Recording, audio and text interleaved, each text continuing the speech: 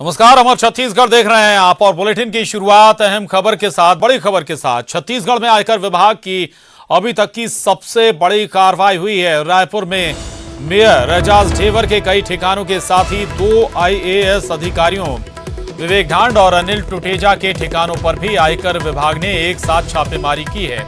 अनिल टुटेजा को सरकार का काफी करीबी माना जाता है। टुटेजा के कहने पर ही नान घोटाले में सरकार ने एसआईटी बनाई है। वहीं पूर्व मुख्य सचिव विवेक ढांड अभी रेरा के अध्यक्ष हैं, उनके ऊपर भी आईटी की रेड पड़ी है। इसके साथ ही रायपुर के बड़े व्यापारियों को भी आयकर विभाग ने अपनी चपेट में लिया है। शराब व्यापारी पप्पू भाटिया के साथ ही केवल व्यापारी गुरचरण सिंह होरा के घर पर भी आयकर विभाग की टीम ने छापेमारी की है। चार्टेड अकाउंटेंट कमलेश जैन पर भी आयकर विभाग का छापा पड़ा है। वहीं आईटी ने अनिल टुटेजा की पत्नी मीनाक्षी टुटेजा के सैलून पर भी छापा मारा है। उनके बगल में डॉक्टर ए फरिश्ता के अस्पताल पर भी इनकम टैक्स की रेड पड़ी है। इनकम टैक्स के रेड में बड़ी संख्या में केंद्रीय सुरक्षा बलों को लगाया गया है। बताया जा रहा है कि आयकर विभाग की टीम 100 ठिकानों पर छापेमारी कर रही है।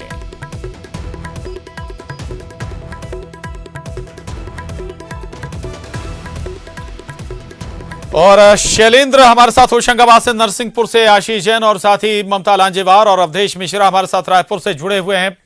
अवधेश, एक बार फिर आपके पास आना चाहूंगा। आप दरअसल अभी तक सियासी कनेक्शन वाले लोगों की बात हो गई, सियासी कनेक्शन जिनके जुड़े हैं, जो अलग अलग क्षेत्रों से जुड़े हैं, उनके घरों पर छापेमारी हो रही है। लेकिन कई बड़े व्यापारियों का भी यहां पर जिक्र हो रहा है जिनके ठिकानों पर आईटी विभाग एक साथ दबिश दे रही है। और कुल यह आंकड़ा 32 कर रहे थे, अब 100 के करीब बताया जा रहा है, जहां पर आयकर विभाग की एक साथ छापेमारी जारी है। शराब व्यापारी, स्टील व्यापारी के यहां भी, या ये कहें कि जो केवल व्यापारी हैं, उनके यहां भी छापेमारी जारी है। इनके यहां किस तरह की जानकारियां निकल कर आई, क्या शिकायतें थी जिनके बाद इनकम टैक्स ने छापेमारी की है?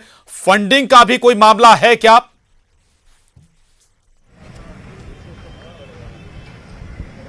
बिल्कुल, देखिए ये पूरा जो मामला है दरअसल पॉलिटिकल फंडिंग का ही मामला है। छत्तीसगढ़ में हाल में ही 5 चुनाव संपन्न हुए, विधानसभा के चुनाव, लोकसभा चुनाव, नगरीय निकाय चुनाव, पंचायत के चुनाव। उसमें पॉलिटिकल फंडिंग की बातें निकल के आई। और सबसे बड़ी बात ये कि शराब को लेके जो पूरा एक चक्रव्यूह रचा गया, शराबबंदी करके कांग्रेस हालांकि सत्ता तक पहुंची, लेकिन शराब के कारोबार, शराब के व्यापार में जिस तरह से एक खेल खेला गया एक ब्रांड को बढ़ावा देने के लिए, और जिस तरह से एक आंकड़े निकल के आए कि एक जो अमुक ब्रांड है उसकी जो सेल है वो 3 से अचानक 50% तक पहुंच जाती है। उसके बाद जो है जो तमाम जो चीजें निकल के आई और जो कनेक्शन हुआ, जो पॉलिटिकल बातें तो हो गई, लेकिन जो व्यापारिक लोग हैं, व्यवसायी लोग हैं, उनके भी जो कनेक्शन है वो पॉलिटिकल से जुड़े हैं। जो पॉलिटिकल फंडिंग की बातें निकल के आई, दरअसल इसमें मुद्रा का रंग बदलने की जो बातें थी वो सबसे अहम था कि गुलाबी नोट को कैसे काला कर दिया जाए, काले को कैसे गुलाबी कर दिया जाए। तो कुल मिला के जो काले से सफेद और सफेद से काला करने का जो खेल खेला गया, उसी के तहत ये है कि एक साथ इतने बड़े स्तर पे कहा जा सकता है कि छत्तीसगढ़ में सत्ता परिवर्तन के बाद सबसे बड़ी कार्रवाई आयकर विभाग के द्वारा की जा रही है। लगातार कार्रवाई जारी है, तकरीबन 100 ठिकानों पे कार्रवाई जारी है। 5 बड़े नाम छत्तीसगढ़ के सरकार, ऐसे 5 बड़े नाम जो सरकार के बेहद ही करीबी माने जाते हैं। उन 5 नाम के अलावा भी जो उनसे जो जुड़े, उनके जो लिंक के जो व्यापारी है, व्यवसायी है, उनके ठिकानों पर भी आयकर की दबिश है। एक बड़े अधिकारी जो पूर्व में मुख्य सचिव रह चुके हैं, विवेक कुमार ढांड, उनके निवास पे भी छापा पड़ना। दरअसल उन्हें कहा जाता है कि सरकार के अनौपचारिक सलाहकार वो है, और कहा यह भी जाता है कि पिछले 1.25 साल 1.5 साल से जो सरकार चल रही है, तो उनकी बड़ी एक योगदान, बड़ी एक भूमिका है। इसलिए जो है जो बार बार जो बातें पॉलिटिकल रिवेंज की निकल के आ रही है, कि बदलापुर की जो बातें निकल के आ रही है, यही वजह है कि जो सरकार के सबसे करीबी 5 लोग रहते हैं, चाहे उसमें से 2 अधिकारी हो, एक उसमें महापौर हो और 2 बड़े व्यवसायी है, उन 5 पे अगर छापा पड़ता है तो निश्चित तौर पर पॉलिटिकल रिवेंज की बात है। और यही वजह है कि राजनीतिक गलियारों में जबरदस्त हलचल मची हुई इस बात को लेकर। बिल्कुल, तो बदलापुर का जिसका आप जिक्र कर रहे हैं, विपक्ष पहले सरकार पर बदलापुर का आरोप लगाता रहा है कि बदले की भावना से सरकार विपक्ष के लोगों को निशाना बना रही, कार्रवाई कर रही है। और अब शायद यही मौका सरकार के पास होगा कि केंद्र राज्य सरकार को बदले की भावना से परेशान करने की कोशिश कर रही है, या फिर उसके लोगों को निशाना बनाया जा रहा है। रहिएगा हमारे साथ। अब शैलेंद्र होशंगाबाद से बने हुए हैं। शैलेंद्र, माहेश्वरी ब्रदर्स का जिक्र हो रहा है, दोनों जगह पर नरसिंहपुर और होशंगाबाद में एक साथ छापेमारी की गई है। इनके प्रतिष्ठानों में हो सकता है कि कर चोरी की गई हो, गलत तरीके से पैसा इकट्ठा किया गया हो, लेकिन इन व्यापारिक प्रतिष्ठानों के या इनके मालिकों के सियासी कनेक्शन भी कहीं जुड़ रहे हैं क्या? वो भी एक आधार है क्या इस छापेमारी के पीछे? शैलेंद्र। प्रशांत, माहेश्वरी ब्रदर्स की बात की जाए तो जैसा मैंने बताया, बनखेड़ी इलाके को इनके नाम से जाना जाता है, ठेली वाले सेठ के नाम से जाना जाता है। बड़ा उद्योगपति घराना है, 7 मिल है इनकी, शुगर और राइस मिल है।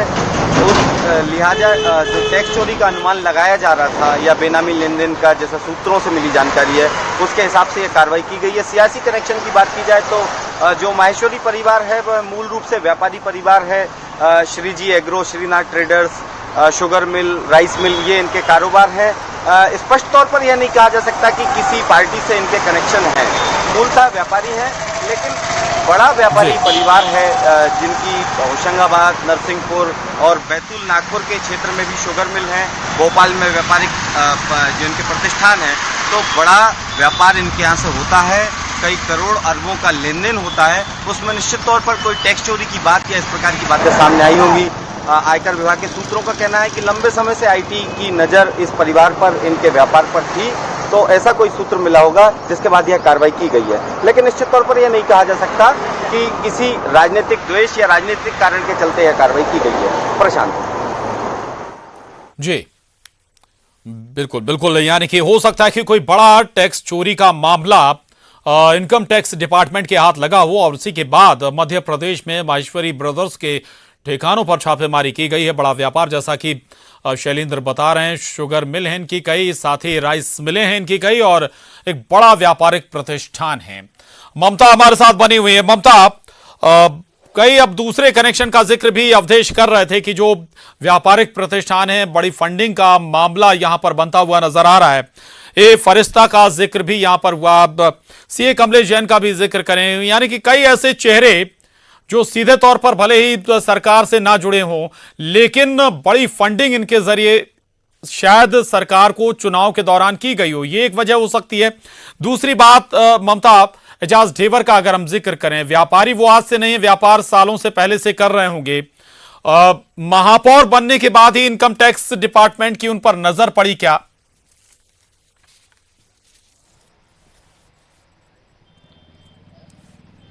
देखिए, ये ज़रूर है कि जो एजाज ढेबर है वो महापौर बने, उसके बाद में पहले भी वो सरकार से जुड़े रहे हैं, और ये भी कहा जाता रहा है कि जब कांग्रेस से जुड़े हुए थे, इसके पहले वो, अगर हम बात करें तो जो पूर्व मुख्यमंत्री अजीत जोगी है उसके काफ़ी करीब माने जाते थे, लेकिन उसके बाद वो जो है वो कांग्रेस के करीब आ गए, और मुख्यमंत्री भूपेश बघेल जो है के साथ जो जुड़े लोग हैं वो बताते हैं कि काफ़ी करीब वो सरकार के माने जाते हैं। और महापौर बनने के बाद में खुद कांग्रेस के लोग इस बात को लेकर कई बार कुछ लोगों में नाराजगी थी कि एजाज ढेबर को महापौर बना दिया गया। तो अगर बात करें तो रसूख की, तो रसूख तो एजाज ढेबर का काफी रहा ही है वो कांग्रेस में। और दूसरी बात यह है कि एक दिलचस्प जानकारी ये सामने आ रही है कि 13 फरवरी को जब प्रिंसिपल सेक्रेटरी अजय कुमार चौहान जो आईटी के मध्य प्रदेश छत्तीसगढ़ जब यहाँ पर आए थे, तो उन्होंने जब प्रेस कॉन्फ्रेंस ली थी तो कहीं ना कहीं इशारा ये जरूर हुआ था कि 268 लोगों की सूची बनाई गई है मध्य प्रदेश छत्तीसगढ़ में, और ये वो लोग हैं जिन पर अगर हम बात करें, अभी तक ये होता था कि सराफा जो कारोबार है, उस कारोबारी है, उस पर सबसे ज्यादा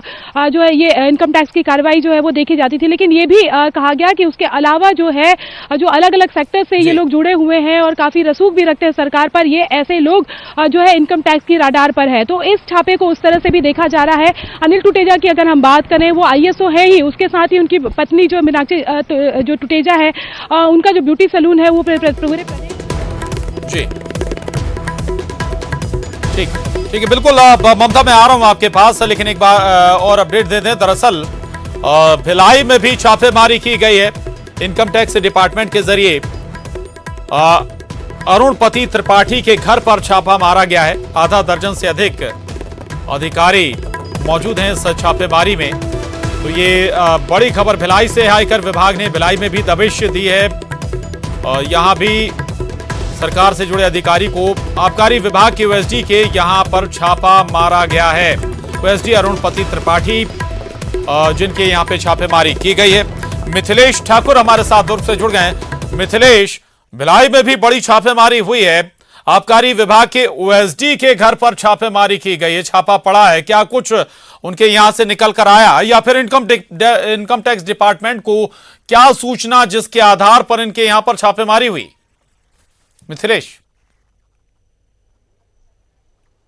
देखिए प्रशांत, ये बिल्कुल एक प्राथमिक स्तर की जो जानकारी है वो बता दूं कि यहाँ पर जो सेक्टर 9 में जो अरुणपति त्रिपाठी हैं, जो ओएसडी है आबकारी विभाग के, बीएसएनएल से प्रतिनियुक्ति में वो यहाँ पर आबकारी विभाग में थे। उनके यहाँ पर आज दबिश दी गई है। एसपीए 1 इनका जो मकान है सेक्टर 9 का, वहां पर दबिश दी गई है। सुबह जिस तरह से रायपुर से जानकारी आई थी कि वहां पर बड़े अधिकारियों के यहाँ और नेताओं के यहाँ दबिश दी गई है, उसी के तहत में आज बेहद ही गोपनीय तरीके से आज यहाँ पर जो है सेक्टर 9 में अरुणपति त्रिपाठी जो है आबकारी विभाग के अधिकारी, उनके हाथ दबिश दी गई है। करीब आधा दर्जन से अधिक यहाँ पर अधिकारी होने की सूचना मिली है। हम मौके पर ही खड़े हुए हैं, बेहद ही गोपनीय तरीके से ये कार्रवाई चल रही है। अभी कोई भी अधिकारी ये बताने को तैयार नहीं है कि आखिर किस तरह की सूचना है और क्या हुआ है। लेकिन जो जानकारी मिल रही है वो ऐसा अधिक संपत्ति का मामला हो सकता है। लेकिन ये जो कहना बहुत जल्दबाजी होगी प्रशांत, लेकिन ये जरूर है कि यहाँ पर जो पुलिस विभाग को जो है वो सूचना मिली थी और सूचना के बाद में बेहद ही गोपनीय तरीके से प्रशांत यहाँ पर कार्रवाई को अंजाम दिया जा रहा है। और अभी ये लगातार कार्रवाई चल रही है और कार्रवाई के बाद ही ये स्पष्ट हो पाएगा कि कितने की आखिर वजह क्या थी और किस तरह से यहाँ पर जो है सामान जब्त किया गया है। जी बिल्कुल, सूचना जुटाइए आप। मैं आपके पास दोबारा लौटूंगा। आप अंदाजा लगा सकते हैं कि आबकारी विभाग के ओएसडी हैं तो स्वाभाविक है 2-3 वजह हो सकती हैं। एक तो इनके जरिए संपत्ति, अधिक संपत्ति यानी कि आय से अधिक संपत्ति जुटाने का मामला हो सकता है। दूसरी फंडिंग की वजह भी हो सकती है। अवधेश, न केवल रायपुर में बल्कि इससे बाहर भी जो बड़े अधिकारी, इनकम टैक्स डिपार्टमेंट, उनके यहां भी छापेमारी कर रहा है। आबकारी विभाग की ओएसडी के यहां पर छापा पड़ा है और दूसरे बड़े अधिकारी हैं जिनको निशाना बनाया गया है। यानी कि मल्टीपल ये छापेमारी हो सकती है। क्या इसमें फंडिंग का मसला भी हो सकता है, खुद की आय से अधिक संपत्ति का मसला भी हो सकता है?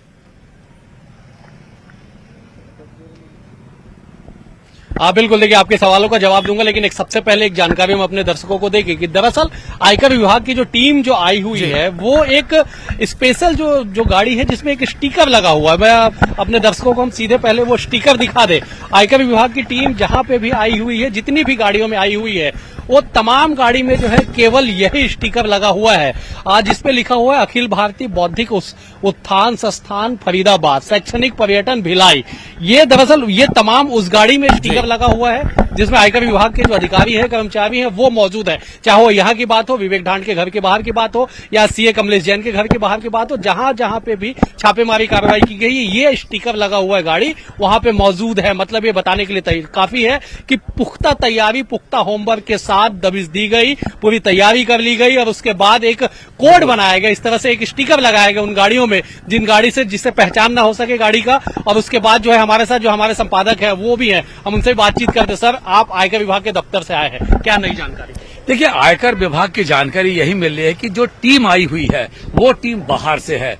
छत्तीसगढ़ की जो टीम है उनको किसी और राज्य भेजा गया है और जो बाहर की दिल्ली की टीम आई हुई है वही कोऑर्डिनेट हो रहा है दिल्ली से, और लगभग सारा पॉलिटिकल फंडिंग की बात कही जा रही है। इसी के आरोप पे एक साथ करीब 100 ठिकानों पर छापामारी की गई है। एक एक करके नाम आ रहे हैं। यहां तक की जानकारी ये भी आ रही है भिलाई के बाद बालोद में भी अभी इनकम टैक्स की दबिश है, वहां एक किसी व्यवसायिक ठिकाने पर छापामारी है। अब देखना होगा कि वो कहां कहां और जानकारी मिल रही है। जानकारी ये तक भी मिल रही है बिलासपुर में भी किसी शराब व्यापारी के वहां भी छापामारी की बात कही जा रही है। इनकम टैक्स के यही के जो यूनिट है वो फिलहाल कुछ भी कहने के लिए तैयार नहीं है। मैं खुद उनसे मिले थे, पर एक बात तय है कि जो टीम आई है दिल्ली से आई है और मेंबर इन्वेस्टिगेशन के लेवल से, यानी कि सर्वोच्च लेवल पे इसको कोऑर्डिनेट की जा रही है और छापामारी काम चल रही है। 5 नाम, जो 5 प्रमुख नाम है, विवेक ढांड सबसे ऊपर, अनिल टूटेजा दूसरे नंबर पे, एजाज ढेबर जिनके घर के बाहर हम खड़े हैं तीसरे नंबर पे, उसके बाद गुरुचरण सिंह होगा बड़े व्यवसायी है, और भाटिया ग्रुप, ये 5वें। ये 5 ऐसे लोग हैं जो सरकार के करीबी माने जाते हैं। चुन के इन 5 ठिकानों पे दबिश देना कैसे देखते हैं? देखिए, निश्चित रूप से राजनीतिक रूप से कांग्रेस जो दबी जुबान पे कह रही है वो यही कह रही है कि मुख्यमंत्री को बदनाम करने के लिए इस तरह की कार्रवाई की गई है। पर दूसरी तरफ ये भी बात सामने आ रही है, अगर छापामारी की गई है और पुख्ता सबूत मिलता है तभी कुछ हो पाएगा। अगर सबूत नहीं मिल पाता है और मामला दिक्कत होगा। दूसरी बात है, जानकारी ये भी मिल रही है कि ईडी को भी, एनफोर्समेंट डायरेक्टोरेट को भी इस पे सम्मिलित किया गया है। हो सकता है आगे की कड़ी में उनको भी समाहित कर दिया जाए। यही पे एक बात और भी है, जो अनिल टूडिया की बात आ रही है। जब पूरी मामला हुआ था, जब नान घोटाला हुआ था, उस वक्त भारत सरकार ने आईबी से एक रिपोर्ट मांगी थी, अलग से रिपोर्ट मांगी थी। उसमें यही पूछा गया था, क्योंकि तब बीजेपी की सरकार थी छत्तीसगढ़ में, और तब कहा गया था, इंटेलिजेंस ब्यूरो से एक रिपोर्ट मांगी गई थी, किस किस की संलिप्तता है उसमें, कितनी बड़ी घोटाला है और कौन कौन लोग इसके पीछे हैं। शायद उसको फिर से खंगाला जा रहा है, फिर से देखा जा रहा है, और ये जो कार्रवाई है ये केवल इनकम टैक्स तक ही सीमित नहीं होगा। एनफोर्समेंट डायरेक्टोरेट और बाकी विंग को भी समाहित किया जाएगा। एक सवाल और बनता है यहाँ पे कि शराब को अगर देखा जाए केंद्र बिंदु में, इस पूरे छापेमारी कार्रवाई को अगर सराउंडिंग देखा जाए तो भाटिया ग्रुप शराब के बड़े व्यवसायी, उसके बाद अगर हम आ जाते हैं अनिल टूटेजा, वो तमाम सरकार के करीबी लोग ही, तो शराब को कैसे इसमें देखा जाए? शराबबंदी की बात कांग्रेस करके सरकार तक पहुंच गई, शराबबंदी हुआ नहीं। अब बीच में एक रिपोर्ट आई कि भाटिया ग्रुप के एक प्रमुख जो बियर के ब्रांड है उसका जो सेल है 3 से बढ़ के 50% हो गया। तो शराब को केंद्र बिंदु में अगर देखा जाए तो क्या पूरा खेल क्या है, ये कैसे समझा जा सकता है? कंट्रोलर एंड ऑडिटर जनरल ने, महालेखागार ने भी यही सवाल पूछा था जो आबकारी विभाग को, कि आप किसी को फॉरेन लेकर कैसे घोषित करते हैं, उसकी प्रक्रिया क्या है। और वो प्रक्रिया का जवाब देने के बजाय जो अधिकारी थे वो आजकल लापता है। बाद में यही बात, ये बीजेपी की सरकार के समय भी था, और तब कही जा रही थी कि छत्तीसगढ़ में जो ब्रांड है उसकी मोनोपोली चल रही है शराब की। पर अभी भी सत्ता परिवर्तन होने के बाद भी बहुत ज्यादा परिवर्तन नहीं हुआ। निश्चित रूप से किसी एक ब्रांड हो, कौन सा सरकार बेचेगी, ये सरकार के अपने विवेक पर है। पर एक बात जरूर है कि मोनोपोली का बिजनेस अगर किसी का रहेगा तो इस तरह की बातें निर्मित होंगे। दूसरी तरफ से शराब को अलावा भी एक बात यही पे आ रही है, पॉलिटिकल फंडिंग की बात।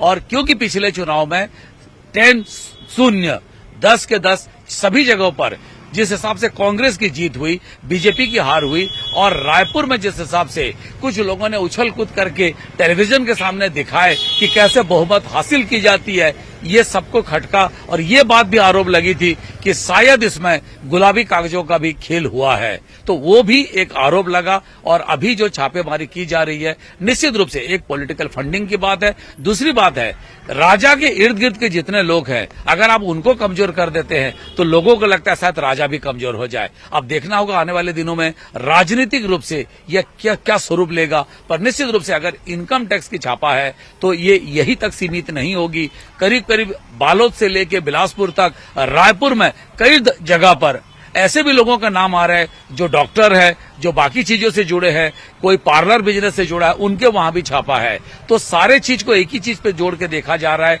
कॉमन कड़ी यही है कि ये कांग्रेस के साथ जुड़े हैं या कांग्रेस के साथ इनका संबंध रहा है, और उसी के वहां छापामारी की जा रही है, ये बात सामने आ रही है। बिल्कुल प्रशांत, देखिए कुल मिला के 2 बिंदु पे बात यह है कि पॉलिटिकल फंडिंग और दूसरा शराब, इन दोनों को केंद्र बिंदु में रख दिया जाए तो समझा जा सकता है कि जो पूरी कार्रवाई है किस तरह से की जा रही है।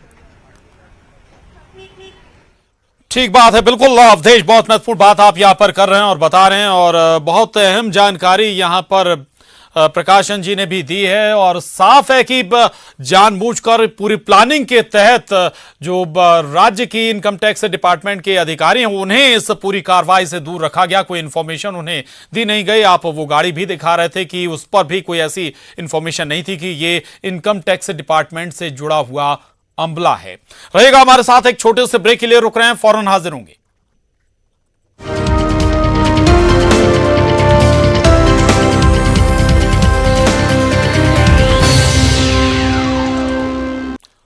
स्वागत है। और बड़ी खबर यही है कि मध्य प्रदेश और छत्तीसगढ़ में एक साथ इनकम टैक्स डिपार्टमेंट 100 जगहों पर छापेमारी कर रहा है। 100 जगहों पर एक साथ दबिश दी गई है, और इन सभी छापेमारी में राज्य से किसी भी इनकम टैक्स डिपार्टमेंट के अधिकारी को शामिल नहीं किया गया है। यहां तक कि किसी भी तरह की कोई इंफॉर्मेशन राज्य में बैठे इनकम टैक्स डिपार्टमेंट के अधिकारियों को नहीं थी। ये पूरी टीम दिल्ली से ऑपरेट हो रही है। दिल्ली से टीमें पहुंची हैं मध्य प्रदेश और छत्तीसगढ़ में, एक साथ छापेमारी की जा रही है। मध्य प्रदेश में होशंगाबाद और नरसिंहपुर में माहेश्वरी ब्रदर्स के ठिकानों पर छापेमारी हो रही है। तो छत्तीसगढ़ का अगर जिक्र करें तो छत्तीसगढ़ में बड़े चेहरों को निशाना बनाया गया है। यहां पर एजाज ढेबर रायपुर के मेयर हैं, बड़े कारोबारी भी हैं, उनके घरों पर, उनके ठिकानों पर छापेमारी हो रही। तो इसके अलावा विवेक ढांड बड़ी शख्सियत हैं, सरकार से जुड़े व्यक्ति हैं। इसके अलावा अनिल टुटेजा, इसके साथ ही डॉक्टर ए फरिश्ता, कमलेश जैन के ठिकानों पर भी छापेमारी का सिलसिला इस वक्त जारी है।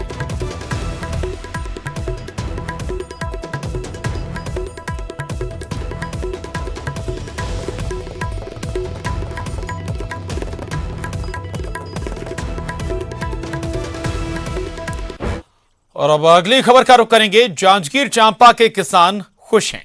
खुश इसलिए क्योंकि जिस उम्मीद से उन्होंने सरकार को चुना था, उसे भूपेश सरकार न केवल पूरा कर रही है, बल्कि उनके जीवन में नया उजियारा भी ला रही है।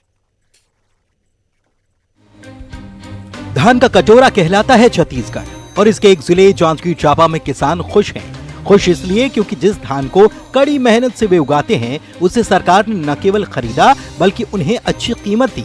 1 दिसंबर से धान की खरीदी शुरू हुई थी और जिले के 1,73,000 किसानों ने पंजीयन कराया। संख्या ज्यादा थी तो खरीदी का लक्ष्य भी सरकार ने बढ़ाया। नतीजा ये कि 1,59,000 पंजीकृत किसानों ने समर्थन मूल्य पर 76 लाख क्विंटल धान बेचा। खास बात ये कि जो किसान डिफॉल्टर थे, पहले उनका कर्ज माफ किया गया और फिर उनका भी धान खरीदा गया।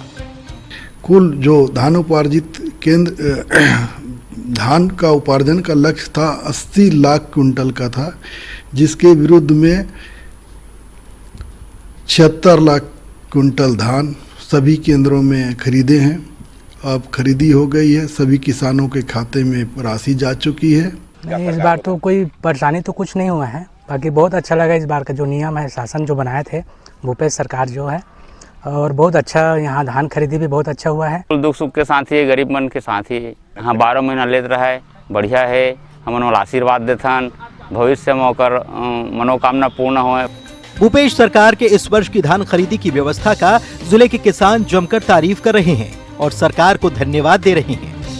तो किसी भी 209 केंद्र में आप कहीं पे भी आपको सुनने में नहीं आया हुआ किसी जगह में किसान परेशान हो रहा है या किसी बात को लेके कहीं कोई विवाद की स्थिति निर्मित हुई। हमार दाव हुआ भूपेश सरकार बहुत बढ़िया अच्छा व्यवस्था करी, किसान मतलब धान बेचे में कोई परेशानी नहीं हुई और 2500 कुंटल में घोषणा कर रही से 2500 कुंटल ये मार्च के पहली दे दाव कहते।